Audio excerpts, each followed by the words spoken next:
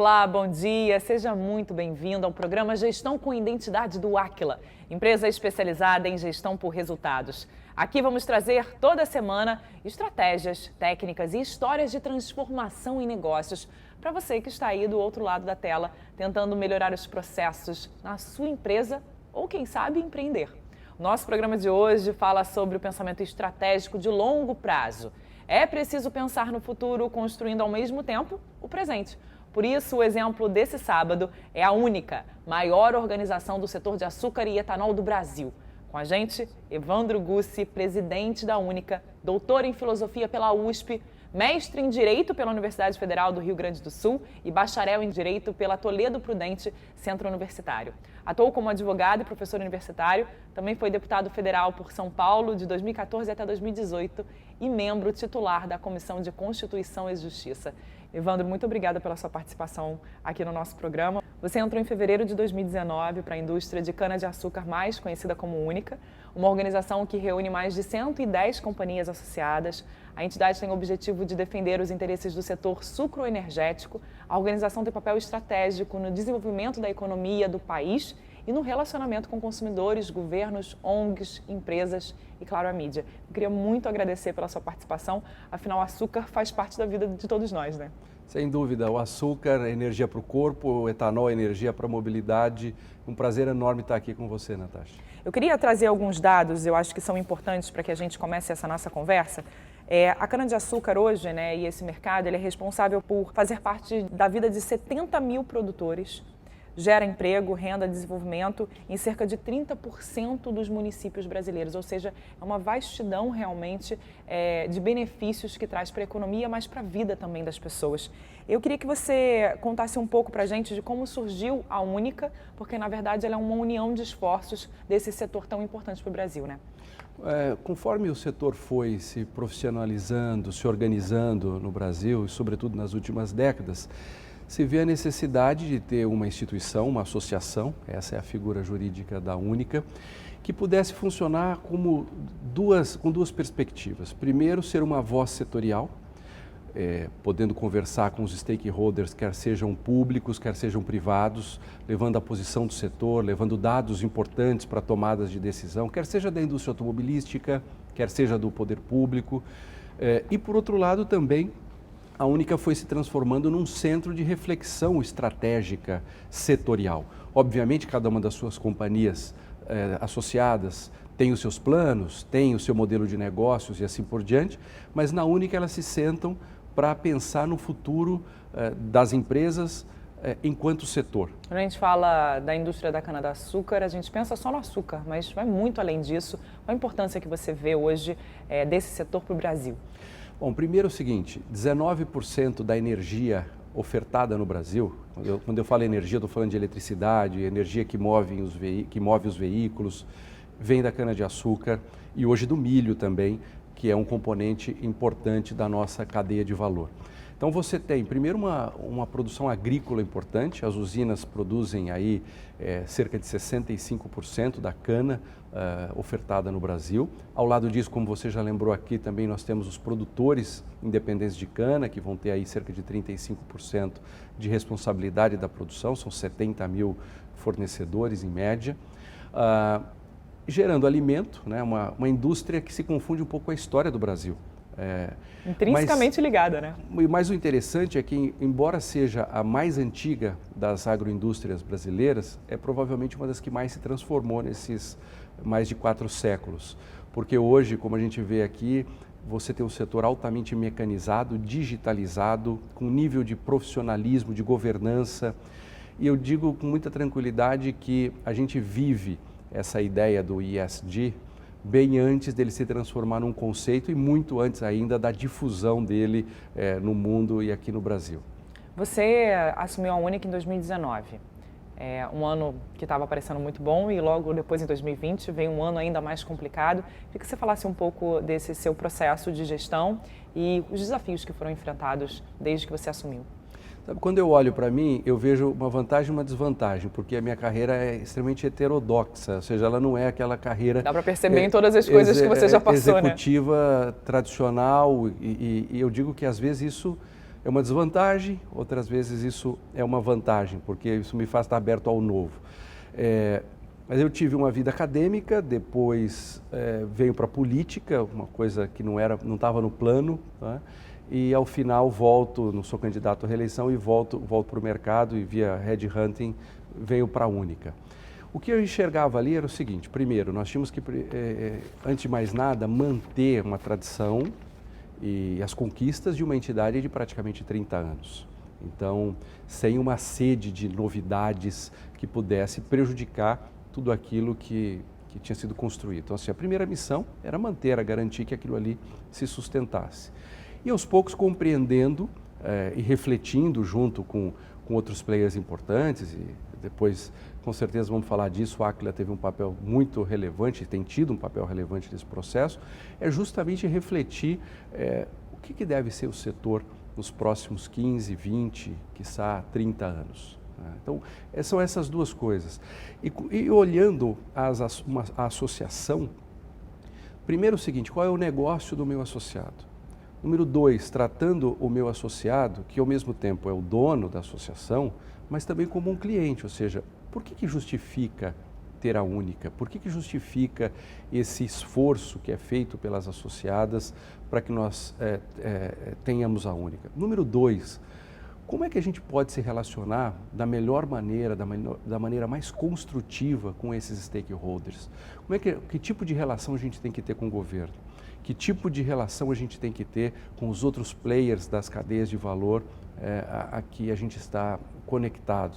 Então essa foi uma parte importante, tem sido uma parte importante da reflexão que a gente tem feito lá quanto à gestão. E aí você falou das diferentes facetas que você já teve ao longo da vida, né? E a questão como deputado foi algo que transformou, de certa forma, muito e te fez chegar onde você está, porque você já pensava em coisas como essa, com a apresentação, por exemplo, do RenovaBio. Eu queria que você explicasse um pouco para a gente que projeto é esse, o que ele pode transformar e o que ele trouxe de benefícios para a indústria atualmente. O RenovaBio é a política nacional de biocombustíveis. Como é que nós vamos reduzir carbono, emissão de carbono, na mobilidade, aproveitando esses ativos fantásticos que são os biocombustíveis brasileiros? O etanol, que é algo que a gente faz com perfeição, né? É o estado da arte, né? Você vê a história do etanol. Sabe que tem um título de matéria da imprensa indiana que para mim resume isso. A gente está fazendo um trabalho muito forte de compartilhamento de know-how, de política pública, de tecnologia, de processo de cadeia de valor com os indianos. E aí o título da matéria diz assim: Índia quer construir um mini Brasil a partir do etanol. Então, acho que isso, como brasileiro, assim, me dá um orgulho enorme, né? E aí o RenovaBio, como é que a gente vai aproveitar esse ativo com uma política orientada a mercado, sem subsídios e com sustentabilidade econômica, política e ambiental, né? Social e ambiental. E eu era deputado à época, isso foi desenvolvido por times técnicos, entra no governo na época, na assessoria técnica do Ministério de Minas e Energia. E quando eu me deparo com aquilo, foi até curioso, porque eu tinha um viés acadêmico, então eu gostava de entender do que se tratava. E aí foi uma reunião muito curiosa, 2h30, 12 páginas de anotação para entender o que eles estavam pensando. E quando termina a reunião, eu disse: olha, isso aqui para de pé. Inicialmente era para sair uma medida provisória, como isso acabou não acontecendo, eu pedi à época ao governo, ao presidente da Câmara, então, olha, eu gostaria de apresentar o projeto de lei e gostaria de um apoio para a gente aprovar. E aí a gente tinha 3 coisas fantásticas: uma base acadêmica muito forte, uma visão muito integrada do mercado, todos os players envolvidos nisso, e a política deu uma resposta fantástica. Também perceberam que aquilo era bom para o Brasil. Apresentamos dia 14 de novembro de 2016 o projeto de lei.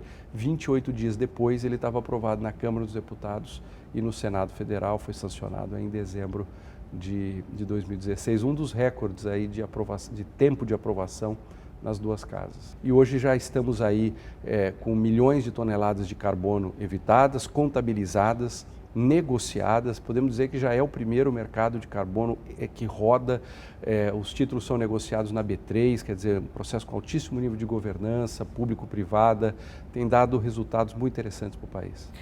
Você introduziu o nosso próximo debate, que é a questão de que você saiu da política, mas você continua ali muito perto desses entes, automaticamente fazendo um papel muito importante na questão de levar esse nosso conhecimento, e agora o nosso novo parceiro ali de negociação é a Índia. Queria que você explicasse um pouco o que é esse processo de levar o etanol para lá e de que eles criem um mini Brasil ali dentro deles. A gente está falando de algo muito maior, a Índia é muito maior do que a gente em população e etc. Então, trazer esse conhecimento e fazer essa parceria deve ser extremamente importante para a gente. Olha, é muito realizador, antes de mais nada. E com desafios que você pode imaginar, a Índia é um país complexo, praticamente 1 bilhão e 400 milhões de pessoas. Né? A gente acha que a gente é grande, eles são muito maiores. Né? E num território que é metade do brasileiro aproximadamente. Mas a ideia ali é a seguinte, nós temos que reduzir emissões, isso está dado pelo mundo. O etanol é uma parte importante dessa solução, tanto que esse é o nosso lema, nós somos parte da solução. E isso não pode estar concentrado geograficamente, sobretudo num tempo em que segurança energética passa a ter uma relevância muito grande com a guerra russo-ucraniana. Uma das visões estratégicas que nós tivemos 3 anos atrás na Única foi, olha, se o etanol vai ser parte da solução de descarbonização, ele não pode estar concentrado nos Estados Unidos e no Brasil, como é o caso. Ele precisa estar difundido geograficamente. Aí nós fizemos um bom mapeamento de quais seriam os países com uma vocação e a gente tem um pouco rodado o mundo, difundindo com uma matriz bem interessante. A gente consegue chegar hoje ao país sem pretensão de ensinar nada, porque cada país tem sua história, tem sua cultura, tem o seu jeito de levar as coisas. É preciso adaptar, né? Mas compartilhando. Então, o nosso processo de compartilhamento, o Brasil tem aí uma experiência de mais de 40 anos de produção e consumo extremamente eficiente de etanol, e a Índia traz já resultados muito interessantes. Quando a gente chegava lá, o etanol era em 2019, o etanol era exótico para os indianos, e hoje você vê a Índia numa marcha acelerada, vamos chamar assim, já tem 10% de mistura em todo o país de etanol na gasolina, já tem um projeto sério para 20% até 2025 e devem ter a partir de 2026, inclusive já veículos flex praticamente em todo o país. É uma coisa que realmente está funcionando. Isso fizemos também em Tailândia, Paquistão, agora acabamos de voltar da Guatemala, que é um país que também deve trazer surpresas no curto prazo. E se Deus quiser, América Latina esse ano e África, que também tem vários países com vocação para o ano que vem. Justamente por isso, ninguém quer depender, independente das questões ideológicas aí, mas ninguém quer ter um novo gás russo do qual depender. Então a ideia é, o etanol só vai fazer sentido se ele estiver difundido em várias geografias. Então, e isso traz benefícios para o Brasil, de certa forma. Não é uma coisa só, tipo, eu estou dando a minha tecnologia. Não, isso ali é algo de trading muito importante, né? E antes de você pensar em exportação, precisa ter um mercado acontecendo. Tá? Então essa é a nossa ideia. E a exportação não é só de tecnologia. Eu diria assim, tem uma tecnologia política, porque o Brasil foi experimentando nesses 40 anos, uma série de políticas públicas que funcionaram, outras que não funcionaram. Então a gente consegue mapear isso junto com a indústria automobilística, que tem dado um apoio enorme para a gente nesse processo. Inclusive, na última missão, nós tínhamos representantes aí dos principais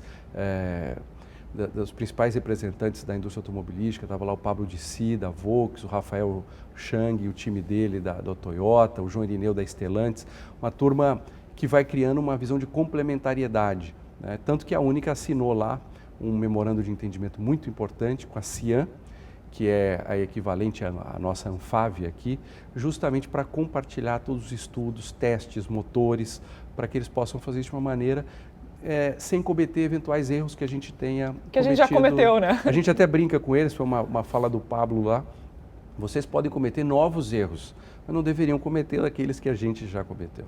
A gente está falando muito do papel da Única e do que ela tem de abrangência, então assim, eu vou ler algumas coisas. A Única tem atuação nas áreas de energia, meio ambiente, tecnologia, comércio exterior, responsabilidade social corporativa, sustentabilidade, legislação, economia, comunicação, Como dar conta de tantos papéis numa única entidade? A gente diz na Única que a gente tem uma segurança, a gente não vai morrer de tédio. De tédio não vamos morrer, porque isso é a coisa que mais me encanta lá, porque a gente tem uma visão muito 360 graus. Um dia nós estamos falando sobre alimentação e a importância disso, do equilíbrio no consumo de açúcar, para a saúde humana. No outro dia estamos falando sobre sustentabilidade, é um setor com uma cadeia circular impressionante, não se perde nada. Então a cana ela é moída e você faz açúcar, faz etanol, com bagaço você faz energia elétrica, com os resíduos você faz biofertilizantes e agora uma explosão do biogás e do biometano que a gente faz com vinhaça, torta de filtro e a palha da cana, é igual o gás natural, só que com uma pegada de carbono muito menor. Que é o biogás, né? Que é o biogás e o biometano. O setor deve ser responsável aí por mais de 70% da oferta de biogás potencial que o Brasil tem aí nos próximos anos. E aí a gente já saiu do açúcar, do cafezinho, para E no outro dia estou falando sobre energia elétrica e no outro dia falando sobre créditos de carbono, isso no Brasil, fora do Brasil. A gente tem um time muito bom e, mais importante, um modelo de governança para a associação que eu posso dizer sem faltar com a modéstia que é um benchmark brasileiro. A gente tem um conselho na Única com altos executivos que vêm das associadas, executivos de primeira linha, de perfil global, uma capacidade de reflexão estratégica e operacional incrível, a quem eu reporto pessoalmente, e que a gente conduz ali um processo de reflexão estratégica muito interessante, porque a gente consegue pensar 5, 10, 15, 20 anos e também no hoje, né? Porque não tem amanhã sem hoje. E um time depois com uma capacidade de entrega muito grande e um suporte dessas associadas. Então, no fundo, um time da Única, que numericamente é pequeno, mas quando a gente extrapola isso, buscando os técnicos, né, das associadas, que são hoje aí referências nacionais, referências internacionais, a gente consegue a entrega justamente por essa visão assim, holística e de cooperação. Quando a gente falou, você falou de cana-de-açúcar, a gente já falou de etanol, a gente falou de biogás, ou seja, existe aí um rol muito grande do que explorar ainda nesse mercado sucroenergético. E a gente tem duas grandes coisas que você acabou de trazer, que é a questão do biogás, que é algo extremamente importante, queria que você tratasse um pouco mais disso, e falasse um pouco da questão do setor dos carros, né? Porque automotivo, você acabou de dizer da importância deles na entrada, né, com a Índia, né, nessa parceria, e do quanto foi importante que eles fossem junto como setor, mas principalmente porque o etanol hoje é o grande combustível que mostra que o Brasil pode fazer muito mais com a nossa cana-de-açúcar e está exportando isso para lá. Então, eu queria que você tratasse um pouco de etanol e biogás. Isso é uma coisa interessante, porque, no fundo, tem uma confusão que tem acontecido, às vezes, entre a tendência e a resposta tecnológica para você atender a tendência. Porque os carros elétricos estão vindo por aí, né? Sim, e a gente valoriza isso, toda a oferta tecnológica é bem-vinda. Mas qual que é a tendência? A tendência é descarbonização. Como é que nós vamos atingir a tendência? Vai depender das respostas tecnológicas e quando também, né? Viáveis, e viáveis não só no tempo, viáveis para determinados lugares. Então, como é que a gente trata isso? Nós precisamos reduzir carbono. Eletrificação é uma maneira de fazer isso, onde você tem uma fonte de energia elétrica de baixo carbono. Porque a Índia, por exemplo, que tem mais de 80% da sua energia vindo de fóssil, você eletrificar, você não vai ter um carro elétrico, você vai ter um carro a carvão, porque eu tenho que contabilizar todo o ciclo de vida do combustível. Não dá para dizer, meu carro é zero emissão porque ele não tem um escapamento, mas a energia numa tomada que é produzida de carvão. De carvão, quer dizer, não faz nenhum sentido porque o aquecimento não é local, o aquecimento é global. As mudanças climáticas não são eventos regionais, são eventos planetários. Então, quer dizer, não adianta transferir geograficamente a emissão daqui para lá, não vai resolver nada. Então, como é que nós temos visto isso? O etanol como uma estratégia complementar, porque ele tem uma capacidade de redução de cerca de 90% em relação à gasolina.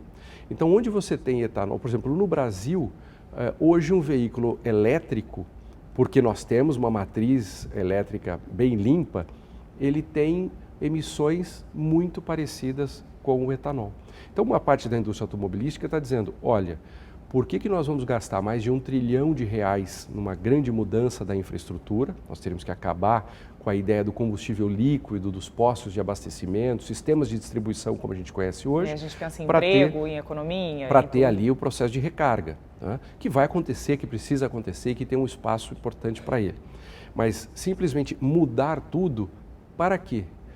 Sendo que hoje o etanol, um carro abastecido com etanol, na avaliação do ciclo de vida, tem emissões muito semelhantes no Brasil a um carro a bateria plug-in que recebe a eletricidade do país. Então, uma parte da indústria automobilística diz, olha, para o Brasil, a utilização do etanol em 3 fases, que a gente já está conseguindo identificar, pode ser uma solução fantástica. Quais fases? A melhoria ainda maior dos veículos flex, como a gente tem hoje, mais eficiência e assim por diante. Veículos híbridos flex, que já estão rodando aí nas ruas brasileiras. Tem até táxi. E é muito legal, porque aí você tem o melhor dos dois mundos, você tem a eficiência do motor elétrico, mais a utilização do etanol, que é no fundo hoje uma bateria líquida, como a gente está tratando. E o terceiro, Natasha, que é uma coisa fantástica, que tem um processo grande de pesquisa e desenvolvimento em curso, que é a chamada célula combustível. O que é a célula combustível? Ao invés de eu queimar o etanol, eu vou retirar do etanol o hidrogênio que ele possui. Porque o etanol é rico em hidrogênio, tem 6 átomos em cada molécula, e por um processo de reforma, você captura esse hidrogênio e com esse hidrogênio você vai fazer eletricidade dentro do carro. E você vai ter então um veículo elétrico, só que que gera a sua própria eletricidade a partir do etanol. Qual a vantagem disso? Eu tenho toda a infraestrutura de abastecimento pronta, não precisaria mudar, e aí no fundo o etanol sai de um combustível, ou seja, algo que vai ser queimado, para uma bateria líquida. E isso se aplica igualmente ao biogás, ao biometano. Então a visão do setor para os próximos 10, 15, 20 anos é que etanol e biogás não são mais combustíveis no sentido etimológico da palavra, ou seja, coisa para ser queimada, mas eles são baterias de hidrogênio que são fáceis de transportar, né? Porque tudo bem, a gente pode ter o transporte do hidrogênio em si, mas é uma cadeia logística desafiadora, ainda cara. Então, você transportar esse hidrogênio, que é ultra verde, é muito mais verde do que o hidrogênio produzido em qualquer lugar do mundo, a partir do etanol, com a infraestrutura logística que já está dominada, que já tem preço conhecido pelo mercado, pode e vai ser uma opção importante para o Brasil, para a América Latina, e a gente diz que pelo menos para países africanos e uma parte importante e muito populosa da Ásia. Em que momento foi necessário procurar o Aquila para transformar os processos de gestão dentro de uma entidade que trabalha com tantos processos? Justamente por isso, a gente tem olhado cada vez mais para a Única sob 2 perspectivas. Olhar o negócio dos nossos associados e olhar a Única como um negócio.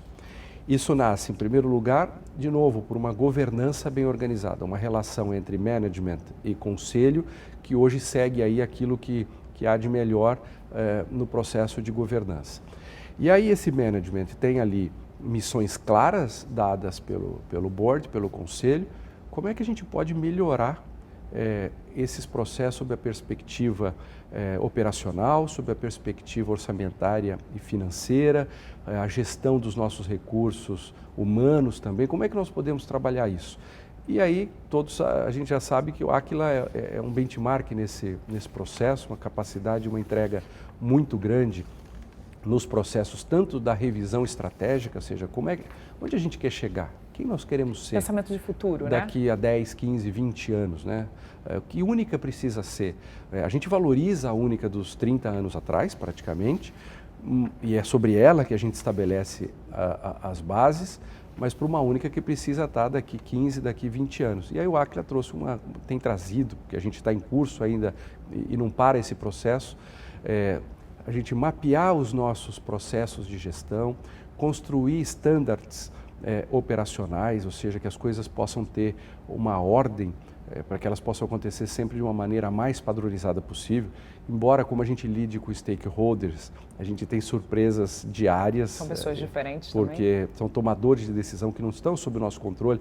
Isso é interessante porque diferente de uma empresa em que muitos dos processos decisórios estão ali no guarda-chuva da decisão da própria empresa, na Única não. Na Única nós lidamos com as decisões que o governo toma, decisões que outros players do mercado tomam e a gente tem que entender onde a gente entra nesse processo. E o Aquila tem nos ajudado muito, tanto na reflexão estratégica quanto no processo operacional e financeiro orçamentário. Queria falar um pouco desses processos. Vocês fizeram há pouco tempo um workshop com lideranças da Única, né? E a partir disso, o que vocês entenderam de experiência e o que trouxe isso de resultado? A coisa mais importante que a gente fez ali naquele workshop é por que a Única existe e qual a entrega que ela deve acontecer. Porque ao final do dia é isso que importa, né? Qual é a entrega? E se eu não começo olhando para a entrega, ou seja, o que eu tenho que entregar ao final, todo o início do processo reflexivo e operacional não vai andar bem. Então esse workshop, nós passamos ali 2 dias extremamente intensos. De imersão, todo mundo fechado ali na sala, sem praticamente contatos externos, muito bem orientados. A Aquila desenhou dinâmicas interessantes e permitiu que a gente pudesse tirar também do nosso time aquilo que a gente tem de melhor lá, mas com esse foco, ou seja, para o que a gente existe, né? Bom, se a gente existe para isso, se essas são as entregas que a gente tem que oferecer, aí conversa número 2, como é que a gente operacionaliza para que isso possa efetivamente acontecer. Isso significa rituais de gestão? Sem dúvida, nós estamos numa fase agora de final de desenho desses rituais de gestão para que a gente possa ter ali processos com um grau de previsibilidade e que no fundo todo mundo saiba como todos vão agir. Eu gosto muito da vela e acho que aqui tem uma analogia interessante. O elemento mais importante para o velejador é o vento e você não controla. E é justamente por isso que a primeira lição de um velejador é que dentro do barco tem que estar tudo organizado. Como você não controla aquilo que está fora do barco, você tem que ter o máximo de controle possível dos elementos que estão sob a sua gestão dentro do barco. Então, na Única é mais ou menos a mesma coisa. A principal commodity do país, você precisa ter muita gestão. Então, justamente, como a gente tem uma série de elementos, que eu diria que são ventos, que a gente não vai controlar para onde vão soprar e com que intensidade, com que velocidade, do nosso lado tem que estar tudo certinho, tudo muito bem organizado. Quando você fala disso, o que vocês veem para o futuro? Depois de todo esse processo de gestão do Aquila, o que vocês veem na organização, na Única, para o futuro? Eu vejo uma entidade que entregue cada vez mais valor para o seu associado, porque são essas pessoas que fazem a coisa valer a pena. São esses empreendedores que estão acreditando no Brasil há tantas décadas, que estão renovando a sua esperança no Brasil, ou seja, então eu sempre digo isso para o nosso time, são essas pessoas que importam, eles que estão lá tomando o risco de investir milhões, bilhões de reais no fundo no Brasil, na vida das pessoas, cuidando de gente e assim por diante. E número 2, como a gente tem conseguido ajudar governo, tomador de decisão, oferecendo informações importantes, não só no Brasil, mas fora dele. Então, eu vejo espero uma Única com maior capacidade dessas 2 entregas. Número 1, fazendo jus à confiança que a gente merece desses empreendedores e desses milhares e milhares de colaboradores que as nossas associadas possuem, e de outro lado poder contribuir com o país, melhores políticas públicas, não só aqui, mas também fora das nossas fronteiras. Eu queria te agradecer muito pela sua participação aqui no programa. Foi um prazer enorme, de fato é um assunto sempre muito inspirador. Nossos encontros são sempre aos sábados, aqui na tela da Band. Você também pode rever todos os outros programas acessando o canal do Aquila no YouTube. Siga o Aquila também nas redes sociais e a gente te espera no próximo sábado. Até lá!